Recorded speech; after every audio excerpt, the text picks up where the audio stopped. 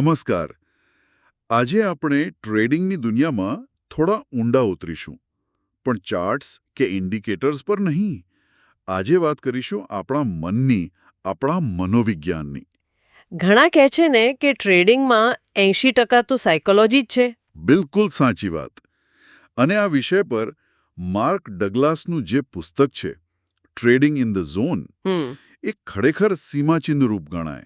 હા, trading in the zone, master the market with confidence, discipline and a winning attitude. આજે એના જ મુખ્ય વિચારો પર આપણે ઊંડાણપૂર્વક ચર્ચા કરીશું, સમજવાનો પ્રયત્ન કરીશું કે સફળ ટ્રેડર્સની માનસિકતા એવી તો શું અલગ હોય છે.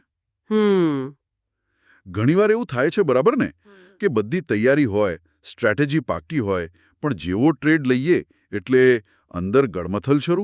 હા, એકદમ.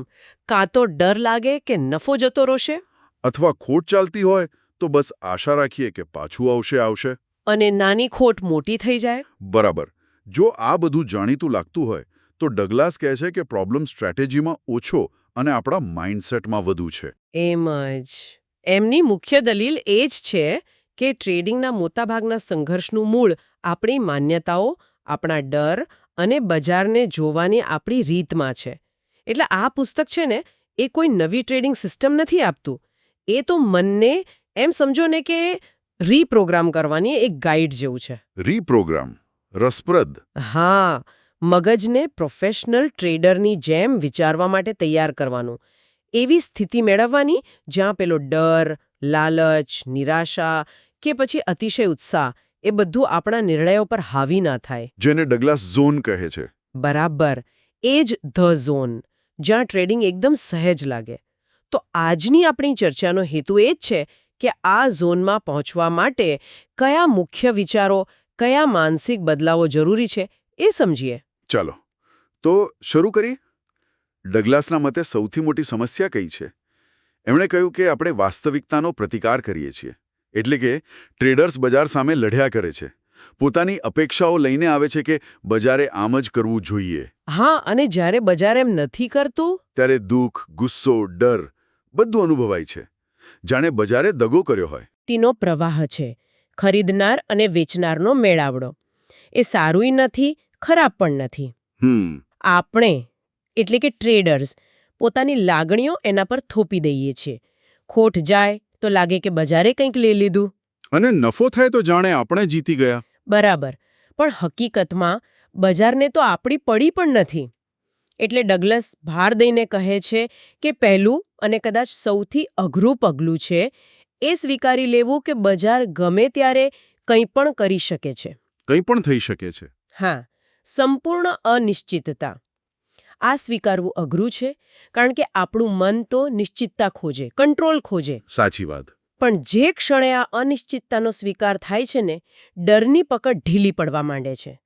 પછી બજાર પાસે ખોટી અપેક્ષાઓ રહેતી નથી.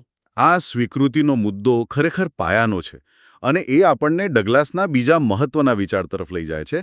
નિશ્ચિતતા શોધવાને બદલે સંભાવનાઓમાં વિચારવું. આ સાંભળવામાં કદાચ સહેલું લાગે, પણ વ્યવહારમાં ઉતારવું સૌથી અઘરું છે. આનો મતલબ શું? હા, એ જ. આનો ખરો અર્થ શું? આનો અર્થ એ કે કોઈ પણ એક ટ્રેડના પરિણામને બહુ ગંભીરતાથી ન લેવું. એ સફળતા કે નિષ્ફળતાનો અંતિમ માપદંડ નથી. ડગલસ કહે છે કે ભલે તમારી પાસે એજ હોય. એજ એટલે?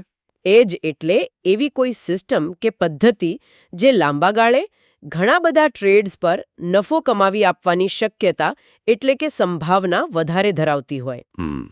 સમજાયો. તો ભલે તમારી પાસે એજ હોય તો પણ કોઈ એક ટ્રેડનું પરિણામ લગભગ રેન્ડમ જેવું જ છે. મતલબ કાં તો જીત અથવા હાર. તમારી એજ કોઈ એક ટ્રેડની ગેરંટી નથી આપતી. એ ફક્ત લાંબા ગાળે જ દેખાય. બરાબર. એજ ફક્ત એટલું જ કહે છે કે જો તમે શિસ્તથી આ સિસ્ટમ વાપરતા રહેશો તો સમય જતાં જીતવાની સંભાવના હારવા કરતાં વધુ છે. બસ આટલું જ. પેલું કેસિનોનું ઉદાહરણ અહીં બરાબર બંધ બેસે છે નહીં? એકદમ. ડગલસ એ જ ઉદાહરણ વાપરે છે. કેસિનોને નથી ખબર કે રૂલેટમાં આગળનો બોલ કાળા પર પડશે કે લાલ પર. કે બ્લેક જેકની આગલી બાજી કોણ જીતશે. હા, પણ એમને ખબર છે કે રમતના નિયમોમાં એમની પાસે એક નાનો પણ સતત રહેતો આંકડાકીય ફાયદો છે, એમની એજ. હજારો ગેમ્સ પછી આ નાનો ફાયદો જ એમને નફો કરાવી આપે છે. એટલે તેઓ એકાદ હારથી દુઃખી નથી થતા. બિલકુલ નહીં. એમના માટે એ બિઝનેસનો ભાગ છે, આંકડાની રમત છે. ડગલસ કહે છે કે ટ્રેડરે આ જ કેસીનો માનસિકતા અપનાવવાની છે. એટલે કે આપણું કામ ભવિષ્ય જાણવાનું નથી. ના, આપણું કામ દરેક ટ્રેડમાં સાચા પડવાનું પણ નથી. આપણું કામ છે આપણી એજ ઓળખવી અને એને મોટી સંખ્યામાં ટ્રેડ્સ પર શિસ્ત સાથે, લાગણીઓ વગર અમલમાં મૂકવી. હા. જ્યારે આ વાત ખરેખર ગળે ઉતરી જાય ને, ત્યારે પેલી એકલા દોકલ ખોટનો જે ડંખ લાગે છે એ ઓછો થઈ જાય છે. એ વ્યક્તિગત નિષ્ફળતા નથી રહેતી. ના, એ માત્ર એક આંકડો બની જાય છે, બિઝનેસનો એક ખર્ચ જે અનિવાર્ય છે. આ સમજ બહુ મોટી રાહત આપે છે. આ સંભાવનાત્મક માનસિકતા એને અપનાવવામાં મદદ કરવા માટે ડગલસે 5 મૂળભૂત સત્યો આપ્યા છે. એમણે ભારપૂર્વક કહ્યું છે કે આ સત્યોને વારંવાર યાદ કરવા, મનમાં બેસાડવા, જ્યાં સુધી એ આપણી માન્યતાનો ભાગ ન બની જાય. કયા છે એ 5 સત્યો? હા, આ 5 સત્યો ખરેખર ખૂબ મહત્વના છે, જાણે સંભાવનાત્મક વિચારસરણીના પાયા જેવા. પહેલું, કંઈ પણ થઈ શકે છે. બજારમાં ગમે તે ક્ષણે કંઈ પણ બની શકે. આની સામે લડવાનો મતલબ નથી. બરાબર. બીજું, પૈસા કમાવા માટે આગળ શું થવાનું છે તે જાણવાની જરૂર નથી. ભવિષ્ય જાણ્યા વગર પણ પૈસા બની શકે છે જો તમારી પાસે એજ હોય અને તમે એને અનુસરો. ત્રીજું, કોઈ પણ એજ માટે જીત અને હાર વચ્ચે રેન્ડમ વિતરણ હોય છે. આ બહુ અગત્યનું છે. તમારી સિસ્ટમ 70% સાચી પડતી હોય તો પણ સળંગ 5-6 ટ્રેડ ખોટા પડી શકે છે. ક્રમ નક્કી નથી. એટલે 1-2 પરિણામથી સિસ્ટમને જજ ન કરવી. બિલકુલ. ચોથું, એજ એ માત્ર સંભાવના છે, ગેરંટી નથી. એ ફક્ત સૂચવે છે કે એક પરિણામ બીજા કરતાં વધુ સંભવ છે, ખાતરી નથી. અને પાંચમું, બજારમાં દરેક ક્ષણ અનન્ય છે. ભલે ચાર્ટ પેટર્ન જૂના જેવી લાગે, પણ વર્તમાન સ્થિતિ, લોકો, બધું થોડું અલગ હોય છે. એટલે ભૂતકાળનું પુનરાવર્તન થશે જ એમ ન માનવું. તો જ્યારે કોઈ ટ્રેડર આ 5 સત્યોને ખરેખર સ્વીકારી લે, પચાવી લે, ત્યારે એના ટ્રેડિંગ પર શું અસર દેખાય? બહુ મોટી અસર. સૌથી પહેલી વાત, પેલી સાચા પડવાની જે જીદ હોય છે ને, એમાંથી મુક્તિ મળે છે. ભવિષ્યની આગાહી કરવાની કોશિશ બંધ. હા, એના બદલે તે બજાર જે તક આપે એના પર પ્રતિક્રિયા આપે છે. પણ ક્યારે? જ્યારે એની પોતાની એજ હાજર હોય ત્યારે જ. કારણ કે એ જાણે છે કે કંઈ પણ થઈ શકે છે. એટલે કોઈ એક ટ્રેડ સાથે ભાવનાત્મક રીતે બંધાઈ નથી જતી. ધ્યાન પરિણામ પરથી હટીને પ્રક્રિયા પર આવી જાય છે. બરાબર. નિયમોનું પાલન કરવું, રિસ્ક મેનેજ કરવું, એના પર ફોકસ વધે છે. આનાથી ડર અને લાલચ ઓછા થાય છે. નિર્ણયો વધુ લોજિકલ બને છે. એક પ્રકારની માનસિક શાંતિ મળે છે. અને આ બધી તૈયારી પછી આપણે પહોંચીએ છીએ ધ ઝોનમાં, જેની વાત આપણે શરૂઆતમાં કરી હતી. સ્પોર્ટ્સમાં પણ આ શબ્દ વપરાય છે. ટ્રેડિંગમાં ઝોનમાં હોવું એટલે કેવું લાગે? ઝોન એટલે એવી શ્રેષ્ઠ માનસિક સ્થિતિ જ્યાં બધું જ સરળતાથી થતું લાગે. જાણે કોઈ પ્રયત્ન જ નથી કરવો પડતો. તમે બજારના પ્રવાહ સાથે એક થઈ ગયા હો એવું લાગે. કોઈ દબાણ નહીં, કોઈ સંઘર્ષ નહીં. સંપૂર્ણ વર્તમાનમાં. હા, ફોકસ એકદમ તીવ્ર હોય છે અને તમે તમારી યોજના મુજબ શાંતિથી, આત્મવિશ્વાસથી કામ કરતા હો છો. કોઈ ભાવનાત્મક ઉતાર ચડાવ નહીં. ન ખોટનો ડર, ન નફાનો વધુ પડતો ઉત્સાહ. આ સ્થિતિના લક્ષણો શું છે? કેવી રીતે ખબર પડે કે કોઈ ટ્રેડર ઝોનમાં છે? ગ્લાસે કેટલાક સ્પષ્ટ સંકેતો આપ્યા છે. જેમ કે, પહેલું તો ખોટનો ડર લગભગ હોતો નથી. ડર નથી હોતો? મતલબ, એ ખોટને ટ્રેડિંગનો એક સ્વાભાવિક ભાગ સમજે છે. એટલે જ્યારે સિસ્ટમ સિગ્નલ આપે ત્યારે ખચકાટ વગર ટ્રેડ લે છે. બીજું, રિસ્ક પહેલેથી નક્કી હોય છે. દરેક ટ્રેડ પહેલા સ્ટોપ લોસ ક્યાં છે એ નક્કી જ હોય. અને જો એ હિટ થાય તો કોઈ દલીલ કે પસ્તાવા વગર તરત જ ખોટ સ્વીકારી લે છે. આશા પર ટ્રેડ પકડી નથી રાખતી. ત્રીજું, વિજેતા ટ્રેડ્સને ચાલવા દે છે. જેમ ખોટ જલ્દી કાપે છે, એમ નફાને પણ પૂરતો સમય આપે છે. થોડો નફો જોઈને ગભરાઈને ભાગી નથી જતી. કારણ કે પેલો મળેલું ગુમાવી દેવાનો ડર નથી હોતો. બરાબર. અને ચોથું, બજારને ઉદ્દેશ્યપૂર્ણ રીતે જુએ છે. બજાર દુશ્મન પણ નથી, મિત્ર પણ નથી. એ તો તકોનો પ્રવાહ છે. બસ એમાંથી પોતાની તક શોધવાની. ડગલાસ આ સ્થિતિને નિશ્ચિંત આત્મવિશ્વાસ કહે છે, કેરફ્રી કોન્ફિડન્સ. આ શબ્દો થોડા વિરોધાભાસી નથી લાગતા? નિશ્ચિંત અને આત્મવિશ્વાસ એકસાથે? ના, એ બહુ સુંદર રીતે સમજાવે છે. નિશ્ચિંત એટલા માટે કે ટ્રેડર કોઈ એક ટ્રેડના પરિણામની ચિંતા નથી કરતી. એને ખબર છે કે જીત હાર તો થવાની જ છે. એ પરિણામથી અલિપ્ત છે. અને આત્મવિશ્વાસ?